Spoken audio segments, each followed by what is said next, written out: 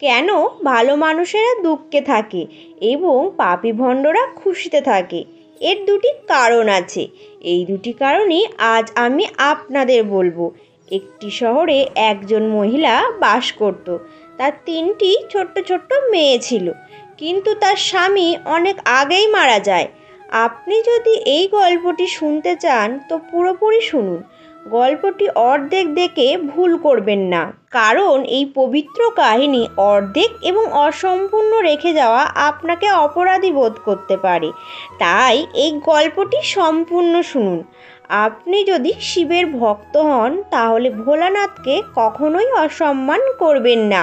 ওই ছোট্ট তিন মেয়েকে দেখাশোনার ভার সেই বেচারা অবলা অসুস্থ মহিলার ওপর পড়ল।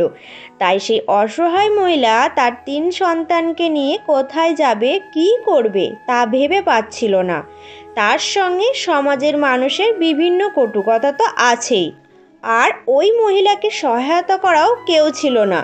স্বামীর কথা মনে করে সে সব মেয়ের দেখাশুনো করছিল ও স্বামীর দুঃখে আরও অসুস্থ হয়ে পড়ছিল। কিভাবে তাদের লালন পালন করা হবে তা ভেবেই তার স্বাস্থ্যের আরও অবনতি হয় এবং তার শেষ সময় ঘনিয়ে আসে। ধর্মরাজের এক দূত সেই বিধবা মহিলার জীবন নিতে পৃথিবীতে আসেন, কিন্তু সেখানকার দৃশ্য দেখে তিনি বিভ্রান্ত হন। তিনি দেখেন যে মহিলাটি মাটিতে পড়ে আছে এবং সাহায্য করার মতো কেউ নেই, শুধু তার তিন মেয়ে। সে তাদের ওপর মাথা রেখে শুয়ে আছে এবং কাঁদছে। এটা দেখে তার করুণা হলো। দেখলো তিন মেয়ে মাকে দেখে কাঁদছে, তার বাবাও নেই, তাহলে কে এদের দেখাশোনা করবে? এই ভেবে দেবদূত সেই মহিলার প্রাণ না নিয়ে ফিরে আসেন। তখন ধর্মরাজ বললেন, তুমি ওই মহিলার প্রাণ নিতে গিয়ে খালি হাতে এলে কিভাবে? তখন দেবদূত বললেন, হে প্রভু, আমার এই ভুল ক্ষমা করুন। আমি চাইলেও সেই মহিলার জীবন আনতে পারিনি। যদি আমার জায়গায় আপনি থাকতেন তাহলে আপনিও খালি হাতে ফিরতেন। আমি সেই মহিলার কন্যাদের দুঃখ দেখতে পারিনি। তারা কাঁদছিল এবং তাদের মাকে জাগাচ্ছিল। সেখানে তাদের দেখার আর কেউই ছিল না। এই কথা শুনে ধর্মরাজ বললেন, দেবদূত, তুমি ওই মহিলাকে না এনে প্রকৃতির নিয়ম লঙ্ঘন করেছ, তাই তার শাস্তি তোমাকে পেতেই হবে। তুমি মানুষ হয়ে পৃথিবীতে জন্ম নেবে ও এর ফল ভোগ করবে। এই কথা শুনে দেবদূত বললেন, প্রভু, এই শাস্তি থেকে কিভাবে মুক্তি পাবো? তখন ধর্মরাজ বললেন, পৃথিবীতে যেদিন তুমি তোমার মূর্খতা দেখে তিনবার হাসবে সেই সময়ই তুমি মুক্তি পাবে। এই বলে ধর্মরাজ দেবদূতকে পৃথিবীতে পাঠিয়ে দিলেন। তখন দেবদূত পৃথিবীতে উলঙ্গ হয়ে রাস্তার পাশে পড়ে থাকা অবস্থায় নিজেকে দেখতে পেলেন এবং ঠান্ডায় কাঁপছিলেন। সেই সময় ওই রাস্তার পাশ দিয়ে এক মুচি যাচ্ছিল। সে তার সন্তানদের জন্য শীতের পোশাক কিনতে যাচ্ছিল, কিন্তু রাস্তায় পড়ে থাকা লোকটাকে দেখে তার মায়া হলো এবং তাকে একটা কাপড় ও কম্বল কিনে দিল। তখন কাপড় নিয়ে ওই মানুষরূপী দেবদূত বললেন, ভাই, কাপড় দিয়ে তুমি আমার অনেক উপকার করলে, কিন্তু আমার থাকা খাবার জায়গা তো নেই, আমি কোথায় যাব? তা শুনে মুচি বলল, ভাই, আপনি আমার বাড়ি চলুন, আমি আপনার থাকা খাওয়ার খরচ তুলে দেব। এবং সেই মুচি দেবদূতকে নিয়ে তার বাড়ি পৌঁছে গেল। অন্যদিকে মুচির স্ত্রী দেখল যে তার স্বামী বাচ্চার জন্য জামা কাপড় কিনতে গিয়ে তা না নিয়ে এসে অন্য একজনকে সঙ্গে নিয়ে তার স্বামী বাড়ি এসেছে। এইটা দেখে স্ত্রী তার স্বামীর সঙ্গে ঝগড়া করে ও গালিগালাজ করতে থাকে। এটা দেখে দেবদূত উচ্চ স্বরে হেসে উঠলেন। মুচি জিজ্ঞাসা করলো, আরে ভাই, হাসছেন কেন? কি এমন দেখলেন? তখন দেবদূত বললেন, ভাই, আমার এই হাসির রহস্য আমি আপনাকে বলতে পারবো না, সময় হলে তখন আমি নিজেই জানাবো। তারপর দেবদূত ওই মুচির বাড়িতে থাকতে শুরু করে ও মুচির সব কাজ শিখে নেয় এবং দেবদূতের তৈরি জুতো খুব ভালো বিক্রি হচ্ছিল। কিছুদিনের মধ্যে মুচি ধনী হয়ে গেল। তার জুতো বহুদূর পর্যন্ত বিখ্যাত হয়ে গিয়েছিল, এমনকি রাজা মহারাজারাও তাকে জুতো বানাতে আদেশ দিত। যাই হোক, দেবদূত তার বাড়িতে এসেছিল। তখন থেকেই তার ভাগ্য উজ্জ্বল হয়ে গিয়েছিল। টাকার কোনো অভাব ছিল না। তখন একদিন ঘটল এক ঘটনা।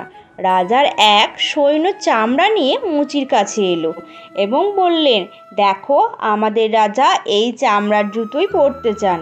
এই চামড়া দিয়ে এক জোড়া জুতো তৈরি করো এবং চপ্পল যেন তৈরি করে ফেলো না। মুচি দেবদূতকে ওই চামড়া দিয়ে জুতো তৈরি করতে বললে দেবদূত তা দিয়ে একজোড়া চপ্পল তৈরি করে ফেললেন। তা দেখে মুচি তো মৃত্যু ভয়ে কাঁপতে থাকলো। রাজার কথা অমান্য করে জুতোর বদলে চপ্পল তৈরি করার জন্য, কারণ কথার খেলাপ করলে রাজা ফাঁসির সাজা দেবে। এই অবস্থায় মুচিকে দেখে দেবদূত খিলখিল করে হাসতে লাগলো। মুচি বলল, ওরে মূর্খ, কাজ নষ্ট করে এখন হাসছিস?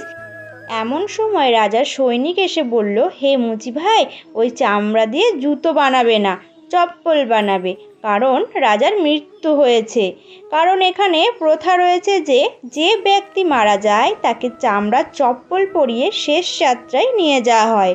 পরদিন 3 মেয়ে এক বৃদ্ধ মহিলার সাথে মুচির দোকানে এলো জুতোর মাপ দিতে, তাদের বিবাহের জন্য প্রয়োজনীয় জুতো বানানোর জন্য।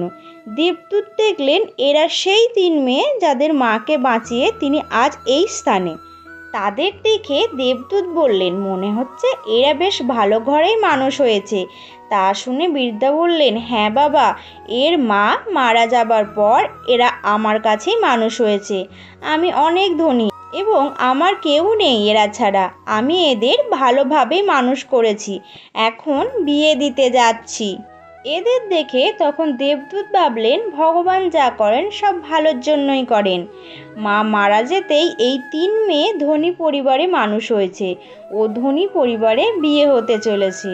আর এই ভেবে দেবদূত তার আগে করা মূর্খতার কথা ভেবে জোরে জোরে হাসতে লাগলেন। মুচি জিজ্ঞাসা করলো, তুমি হাসছো কেন? তোমার হাসির কারণ বলো।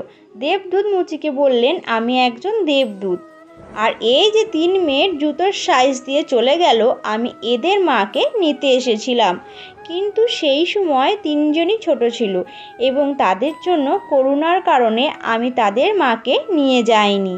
এই কারণে ধর্মরাজ আমাকে অভিশাপ দিয়ে পৃথিবীতে পাঠালেন এবং তুমি আমাকে তোমার বাড়ি নিয়ে এসেছিলে, যার জন্য তোমার বউ তোমাকে অনেক গালিগালাজ করেছিল। তখন আমি তোমার বউয়ের বোকামি দেখে খুব হেসেছিলাম, কারণ তোমার স্ত্রী লাভ দেখতে পারছিল না, যা আমার আসার পর তোমার বাড়িতে ঘটেছিল। কিন্তু দ্বিতীয়বার তখন হাসি এলো যখন রাজার জুতো না বানিয়ে চপ্পল বানিয়েছিলাম, আর তুমি লাঠি নিয়ে আমার পিছনে ছুটছিলে। তখন তুমি রাজার কথা ভাবছিলে, কিন্তু তুমি তো জানতে না যে রাজার সাথে কী ঘটনা ঘটতে চলেছে, যার কারণে রাজার জুতোর চেয়ে চপ্পলের প্রয়োজন বেশি ছিল। অনেক সময় এমন হয় যে আমরা যা দেখতে পাই না এবং যা চোখের সামনে ঘটতে চলেছে তা দেখে চিন্তা করে দুঃখিত হই। কখনো কখনো ঈশ্বর আমাদের ভালোর জন্যই আমাদের খারাপ করে থাকে, কিন্তু সেসব দেখে আমরা ঈশ্বরের উপর রেগে যাই, কিন্তু আমরা আমাদের ভালো দেখতে পাই না যা ভবিষ্যতে ঘটতে চলেছে। কখনো কখনো আমাদের বর্তমানে ভালো কিছু হলে তা নিয়ে খুব খুশি হই, কিন্তু ভবিষ্যতে কি ঘটতে চলেছে তা আমরা দেখতে পাই না। আমাদের সাথে ভালো এবং খারাপ 2 ধরনের ঘটনা ঘটে, তবে আমাদের সর্বদা এ সম্পর্কে চিন্তা করা উচিত যে ভগবান যা করবেন তা ভালোর জন্যই করবেন। এই কথা মনে করে আমাদের এগিয়ে যাওয়া উচিত।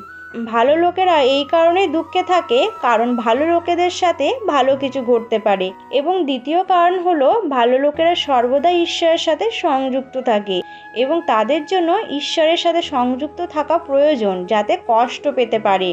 সব শেষে দেবদূত মুচিকে সব কিছু বুঝিয়ে ধর্মরাজের কাছে ফিরে গেলেন। এই ভিডিওটি বলার সময় যদি কিছু ভুল হয়ে থাকে তাহলে আমি ক্ষমা প্রার্থী।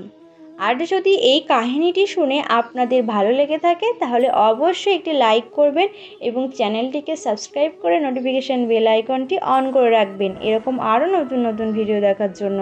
আর কমেন্ট বক্সে অবশ্যই লিখবেন হর হর মহাদেব।